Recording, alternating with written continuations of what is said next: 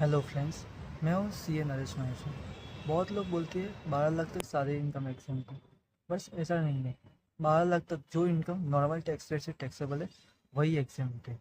तो फिर बहुत लोगों को डाउट होगा कि अगर मेरी नॉर्मल टैक्स रेट वाली इनकम 16 लाख 17 लाख है तो मेरी 12 लाख तक एग्जाम्प्ट रहेगी, और फिर जो एक्स्ट्रा 4-5 लाख है वही टैक्सेबल रहेगा। बट ऐसा नहीं है।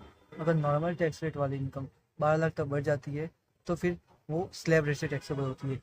4 0 to 4 nil, 4 to 8 5%, 4 8 to 12 10%, 12 to 16 15% slab rate से टैक्सेबल होती है।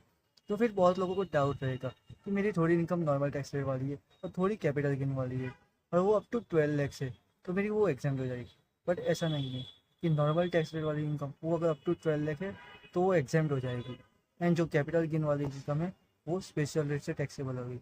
तो फिर बहुत लोगों को डाउट होगा कि मेरी नॉर्मल टैक्स रेट वाली इनकम थोड़ी है, और थोड़ी विनिंग लॉटरी बैटिंग गैम्बलिंग वाली जो स्पेशल रेट वाली है, और वो अप टू 12 लाख है, तो 12 लाख तक है तो एग्जाम रहेगी। बट ऐसा नहीं है।